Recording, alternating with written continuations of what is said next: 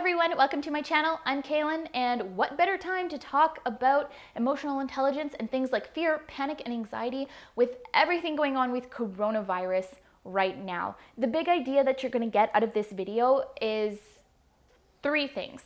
We're going to look at dealing with fear, anxiety, and panic, how to care for yourself, and how it can help you respond to a threat, such as coronavirus.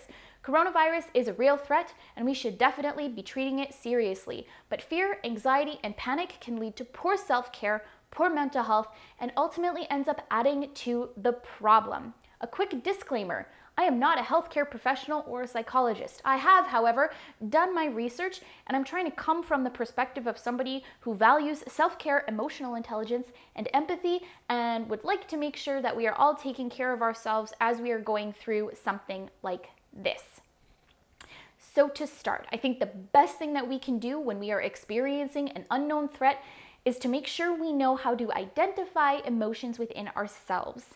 If we know what happens in our body, what information our body gives us when we feel fear, anxiety, panic, or any other emotion, we are then equipped to deal with that emotion. We can identify it, acknowledge it, and then take action to be able to take care of ourselves. Rarely do you make a good decision for yourself and hurt someone else. Making a good, smart, intelligent, thought out, emotionally, informationally backed decision for yourself is going to be good for the people around you. Many of us fear the unknown, and that's where a lot of these feelings are coming from right now. Coronavirus is a threat. We don't know a lot about it. There's a lot of information out there. And as if we weren't already suffering from compassion fatigue from all of the tragedy that's going on in the news, and if you want to know more about compassion fatigue, I'll link to my video right now, and it'll also be down in the description. So as if that wasn't enough, we are inundated with so much information about coronavirus from multiple sources that don't always necessarily agree on anything. So that is definitely not going to help some of our feelings, but I think being aware of these emotions can help us sort through that, figure out what we need to take care of ourselves. So let's start with fear. Naturally, we fear the unknown, and that often triggers a fight or flight response. We are still animals, and we still have a lizard brain back here. So when that's triggered, we often act on instinct without thinking or bringing our rationality into it because we are trying, in that instance, to protect ourselves. The problem is, in those moments, you are letting fear drive. Don't let fear drive. Fear does not get to pick this road trip, and it certainly does not get to touch the radio because you are the one driving. And I think that's really important when something is going on like this because we want to make sure that we are making the best decisions to take care of ourselves and also do our part. We live in a community. We are experiencing this as a global community. So being able to go, fear, I know you're there. Thank you for the information. I acknowledge you and deal with it appropriately. You are golden. Because fear often leads to panic. And like I've mentioned, the media certainly isn't helping with that right now. Panic is also going to lead to irrational actions. And what we're seeing right now, and there's again a couple articles down below if you want to check out more on that, what is happening is that panic is leading us to harm more than help in a situation like this. The two biggest examples are hospitals that are struggling to have the supplies to take care of the most vulnerable. So the people who are sick and the healthcare workers, they need masks much more than the general population does because masks ultimately aren't going to help. This is information that we have seen repeated over and over by healthcare authorities. It is these people that need these tools to help with this threat. And we need to make sure that we're able to support the most vulnerable. We want healthcare workers there who are healthy and ready to take care of us if we were to get sick.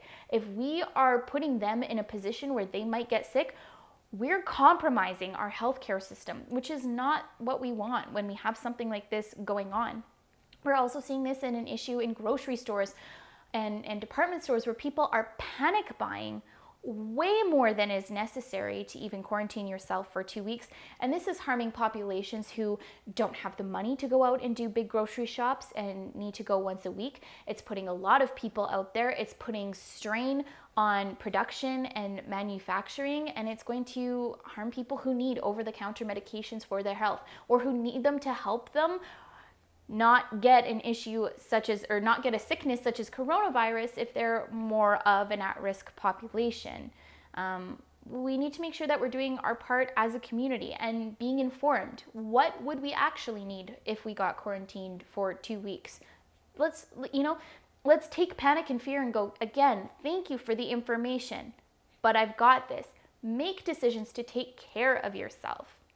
And I think this is where anxiety comes into play, because anxiety is a place where it's a little bit lower, in the spectrum of fight or flight, but if we're constantly there, that puts a lot of stress on us, and that makes us not, necessarily think clearly or put stress, and we end up immunocompromised if we're overly stressed. And we don't want to live in that state. And I think right now the best way to help us all with our anxiety is to get educated and make sure we're doing it from reputable sources. I've got links down below to the CDC, the WHO, Johns Hopkins University. Let's listen to these healthcare professionals that are putting the information out there that we need to protect ourselves, to prevent the spread, to keep us updated on what's going on in the world, so that not only can we take care of ourselves, we can take care of everyone in this global village that we're living in, because this threat is happening to all of us. And this is where empathy comes into play, where we can all do our part. If we are taking care of ourselves and our emotional health, we are most certainly doing our part to keep ourselves safe as well as everyone else. So in closing, get educated on protecting yourself. I've got links down below to all sorts of information if you want to know more. Be aware of your emotions and don't let them drive you. Again, you get to pick the songs played on the radio for this road trip, and we need to come together. We all have a part to play in something like this, and again, if we make the good decision to take care of ourselves and our emotions, we will be able to help with this situation. Thank you so much for watching today. I hope that this has helped. Please leave a comment down below, like, subscribe, and I will see you next week. Cheers.